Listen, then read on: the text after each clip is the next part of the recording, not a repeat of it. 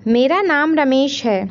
मैं अपने आप को बहुत खुशकिस्मत मानता हूँ कि मेरी शादी रचना से हुई है। रचना और मेरी शादी घरवालों की मर्जी से हुई है। रचना बहुत सुंदर है। शुरुआत में मुझे लगा था कि वो मुझसे शादी को हाँ नहीं कहेंगी, लेकिन जब मैं उसे देखने गया तब उसके स्वभाव का पता चला। बहुत अच्छा उनका परिवार था। रचना जब शादी करके मेरी ज़िंदगी में आई तब से मेरी ज़िंदगी बदल गई है। सभी मुझे कहते थे कि मैं बहुत खुशकिस्मत हूँ। अभी मेरी शादी को करीब 3 महीने ही हुए।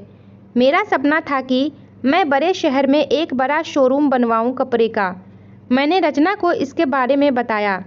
रचना को पता है कि यह मेरे लिए कितना बड़ा सपना है और मैं दिन रात इसी में लगा रहता हूँ। बड़ी मुश्किल से मुझे एक जगह मिली, लेकिन पैसे बहुत ज़्यादा थे, इसलिए मैंने अपने गांव की ज़मीन बेचने का फैसला किया था। ज़मीन में मेरे पिता के दूसरे भाइयों का भी हिस्सा था। इसी काम के लिए मुझे कुछ दिनों तक गांव में जाना पड़ रहा था। मैंने रचना को चलने को कहा क्योंकि पता नहीं कितना समय लग सकता है, लेकिन उसने कहा कि वो अपने मायके चली जाएगी। मैंने भी सोचा कि ठीक है। रचना अपने मायके चली गई। मैं अपने गांव चला गया। रचना से मैं फ़ोन पर बात किया करता था। ज़मीन के कागज़ और सारी बातों में समय लग रहा था। इस दौरान मेरी पत्नी से मेरी बात होती रहती थी। मैंने एक शाम उसे फ़ोन किया तो वो कुछ बदली बदली थी, ज़्यादा बोल नहीं रही थी। मैंने पूछा, क्या हुआ, तुम ठीक हो? वो बोली कि मुझे आपको कुछ बात बतानी है। मैंने कहा कि बताओ, क्या बोलना चाहती हो? वो थोड़ी देर चुप रही और फिर बोली कि नहीं, अभी नहीं, मैं आपको मिलकर ही बताऊंगी। मैं भी कहा कि ठीक है, लेकिन मुझे नहीं पता था कि मेरी ज़िंदगी में इतनी बड़ी बात होने वाली है। अगले दिन दोपहर में मैंने जब रचना को फ़ोन किया तो उसने फ़ोन नहीं उठाया और मैंने भी सोचा कि कुछ काम होगा, इसलिए मैंने उस बात पर ज़्यादा ध्यान नहीं दिया। मैं सारा दिन अपने काम में उलझा रहा। काम भी ज़रूरी था क्योंकि वो ख़त्म करके ही मैं जल्दी से रचना के पास वापस जा सकता था। दिन भर काम के बाद मैंने फिर शाम को रचना को फ़ोन किया, लेकिन इस बार उसका फ़ोन स्विच ऑफ आ रहा था। मैंने फिर सोचा कि शायद किसी काम से गई होगी और मोबाइल स्विच ऑफ हो गया होगा। मैंने रात में फिर कॉल किया क्योंकि दिन भर बात हो ना हो, लेकिन रात में ज़रूर बात किया करते थे। लेकिन रात में भी उसका फ़ोन स्विच ऑफ था। अब मुझे थोड़ी फिक्र हुई, लेकिन फिर मैंने सोचा कि वो उसके घर ही है। अगर कुछ बात होती तो मुझे फ़ोन आ ही जाता। थोड़ा बहुत विचार करके मैं सो गया। मैंने सोचा कि उसके घर में किसी को फ़ोन करूं, लेकिन रात में उस समय फ़ोन करना मैंने उचित नहीं समझा, इसलिए मैं सो गया। सुबह उठते ही मुझे यही ख्याल आ रहा था कि मैं रचना से बात करूं। सुबह भी मैंने फ़ोन किया, लेकिन अभी भी वही बात, उसका फ़ोन स्विच ऑफ ही था। अब मैंने उसकी मम्मी को फ़ोन किया, लेकिन उन्होंने भी मेरा फ़ोन नहीं उठाया। अब मुझे थोड़ी फिक्र होने लगी थी क्योंकि किसी से भी मेरी बात नहीं हो रही थी। करीब 3 दिन तक ना रचना का फ़ोन आया ना उसकी माँ का। मैं अपने काम में लगा रहा। फिर एक शाम मेरी सास का फ़ोन आया। मैंने पूछा कि रचना कहाँ है? वो बोली, रचना अपनी एक चचेरी बहन की शादी में गई है। शायद वहाँ नेटवर्क नहीं होगा, इसलिए बात नहीं हो पा रही है। मैं भूल गया था। रचना ने मुझे बताया था कि वो कहीं जाने वाली है। मेरी चिंता थोड़ी कम हो गई और मैं वापस अपने काम में लग गया। रचना वहाँ 5 दिन रुकने वाली थी, इसलिए मैंने सोचा कि शायद 5 दिनों तक मेरी रचना से कोई बात नहीं हो पाएगी। मेरा काम भी लगभग ख़त्म हो गया था। मेरे हाथ में पैसे 2-4 दिन में आने वाले ही थे। जैसे ही मेरे हाथ में पैसे आए, मैं वहाँ से निकल गया। वहाँ से निकलने के बाद सीधा मैं अपनी पत्नी के घर ही गया, उसे लेने के लिए। जैसे ही मैं वहाँ पहुँचा, मुझे देखकर मेरी सास खुश होने के बजाय डरी हुई दिखाई दी। मैं थोड़ी देर वहाँ बैठा। उनसे पूछा कि रचना कहाँ है? वो बोली कि वो अभी आई नहीं है। मैंने बोला कि आई नहीं है, अभी तक उसका फ़ोन भी नहीं लग रहा। मैंने कहा कि आप मुझे वहाँ किसी का नंबर दे दो, कितने दिन से रचना से बात हुई नहीं है। वो कुछ देर सोचती रही, फिर बोली कि अभी मेरे पास नंबर नहीं है, मैं आपको किसी से पूछ कर देती हूँ। करीब 8 दिन हो गए थे मुझे रचना से बात किए। मुझे रचना पर भी गुस्सा आ रहा था कि उसका फ़ोन स्विच ऑफ क्यों है। यदि उसका फ़ोन काम नहीं कर रहा तो वो किसी के भी फ़ोन से बात कर सकती है, लेकिन उसने मुझसे बात नहीं की। मैंने सोचा था कि जब वो आएगी तो उसे ज़रूर डांटूंगा। मेरी सास का फ़ोन नहीं आया। करीब 12 दिन हो गए। मैं उनके घर वापस गया, लेकिन अब वो भी घर पर नहीं थी, ना मेरा फ़ोन उठा रही थी। अब मेरे मन में बहुत सारे विचार आने लगे कि आखिर बात क्या है जो रचना और उसके घरवाले मुझसे इस तरह का बर्ताव कर रहे हैं। मैंने उन्हें मैसेज किया कि अब मैं पुलिस के पास जाऊंगा।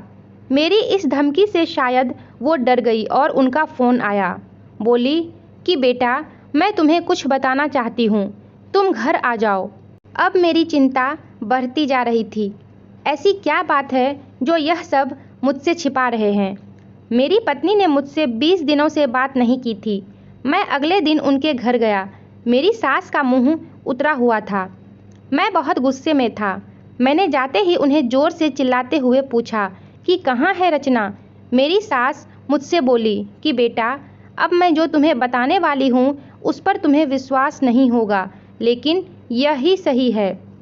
वो बोली कि रचना किसी के साथ भाग गई है। मुझे मेरे कानों पर विश्वास नहीं हुआ कि मैंने क्या सुना। मैंने बोला, आप कुछ भी बोलोगे और मैं मान जाऊंगा। वो बोली, बेटा, यही सच है। तुम्हारी शादी के पहले उसका एक प्रेम प्रसंग था। जब वो वहाँ गांव में अपनी बहन की शादी में गई तो उसे वो वहाँ मिल गया और वो मौका देखकर वहाँ से भाग गई। मैं जानती हूँ कि तुम उससे बहुत प्यार करते हो, लेकिन अब यही सच है, तुम्हें उसे भूलना होगा। हम लोग पुलिस के पास नहीं गए, नहीं तो बदनामी होती, इसलिए हम इस बात को तुमसे छिपा रहे थे। रचना मेरे साथ 3 महीने तक रही थी। जितना मैं उसे जानता था वो ऐसा नहीं कर सकती थी, लेकिन उसकी माँ यह कह रही थी तो मैं कैसे ना मानता। मेरा मन अभी भी मानने को तैयार नहीं था। मेरी सास मेरे आगे रो रही थी, माफ़ी मांग रही थी। इतनी बड़ी बात मेरे घर वालों को पता चली तो उन्हें भी विश्वास नहीं हुआ। रचना स्वभाव से बिल्कुल ऐसी नहीं लग रही थी। रचना की माँ को देखकर मैं और मेरे घर वाले चुप रह गए। हमने कुछ बड़ा कदम नहीं उठाया। मैं अपने साथ हुए इस धोखे को बर्दाश्त नहीं कर पाया। मैंने रचना को बहुत प्यार किया और मुझे कुछ भी हासिल नहीं हुआ। रचना नाम से मुझे नफरत हो गई। मेरी ज़िंदगी पर इसका बहुत असर हुआ। मैं जो शोरूम की शुरुआत करने वाला था उसके लिए मेरे पास अब सब कुछ आ गया था, लेकिन फिर भी मुझे अब कुछ करने का मन नहीं हो रहा था। किसी के साथ इतना बड़ा धोखा हुआ तो कैसे खुश रह सकता है। मेरे घरवाले मुझे संभाल रहे थे। मैंने उसे बहुत ढूंढने की कोशिश की। मैं चाहता था कि वो मुझे मिले तो मैं उससे पूछूं कि आखिर उसने मेरे साथ ऐसा क्यों किया। धीरे धीरे समय बीतता गया। उसे गए अब 7 महीने हो गए थे और मैं भी उसे भूलकर अपनी ज़िंदगी में वापस बिजी होने की कोशिश करने लगा। मेरा उसके घर यहाँ से जाना हुआ। ऐसे ही मेरा ध्यान उनके घर की खिड़की पर पड़ा। मुझे दिखाई दिया कि खिड़की में रचना है। एक झलक सी मुझे दिखी। मैंने उसी समय उनके घर का दरवाज़ा बजाया। मेरी सास ने दरवाज़ा खोला और वो मुझे देखकर ही डर गई। दरवाज़ा खुलते ही मैं अंदर जाने लगा। मेरी सास ने मुझे रोका, लेकिन मैं नहीं माना। अंदर के कमरे में गया तो रचना को देखकर हैरान रह गया। रचना व्हील चेयर पर बैठी थी। रचना ने मुझे देखा और उसकी आंखों में आंसू आ गए। मैंने पूछा, यह क्या हुआ? रचना बस रो रही थी। मेरी सास बोली कि बेटा, रचना जब शादी में गई थी तब उसका एक्सीडेंट हो गया था और उसे ऐसी जगह चोट आई जिसके कारण अब वो चल नहीं सकती है। एक्सीडेंट के समय भी बेहोशी में यह कह रही थी कि तुम्हें ना बताए, वो बड़े काम के लिए गए हैं। डॉक्टर ने जब बताया कि हो सकता है रचना अब चल ना सके और इलाज पर बहुत ज़्यादा पैसा लगेगा, तब भी मैंने कहा कि दामाद जी को बता देते हैं, लेकिन रचना ने कहा कि मैं उनकी ज़िंदगी खराब नहीं कर सकती। उनका सपना है शोरूम खोलने का।